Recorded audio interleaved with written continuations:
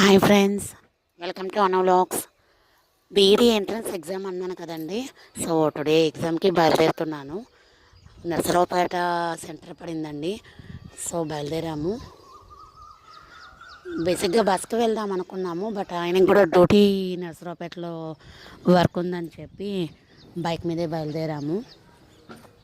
Bus అంటే మళ్ళీ late అయిపోతే ఇబ్బంది అవుతుంది. నాకు ఫస్ట్ టైం కదా వెళ్ళడం. సో ఆయన డ్రాప్ చేస్తానంటే బయలుదేరుతున్నాము. 9:30 ఆ టైంలో, మ్యాక్సిమం 9:15 అలా ఉంటుంది బయలుదేరే టైము. మనకు 12 కల్లా అక్కడ ఉండాలి.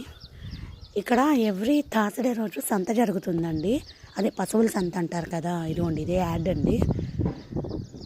ఎవ్రీ థర్స్డే ఇలాగా పశువులు అవి అమ్ముతుంటారు. తీసుకెళ్తున్నారు చూడండి. వెహికల్స్ చాలా, ఇక్కడ కొంచెం ట్రాఫిక్ అయింది, బట్ నో ప్రాబ్లం. బయలుదేరేసాము. ఎగ్జాక్ట్లీ ఈ టైం కల్లా వెళ్ళగలుగుతాము, ఎందుకంటే ఎక్కడ ఆగేది లేదు కదా, నాన్ స్టాప్ వెళ్ళేది కాబట్టి ఇబ్బంది ఉండదు. సో జర్నీ ఇలా జరుగుతుంది. ఎండ కూడా హెవీగా ఉంది ఇవాళ.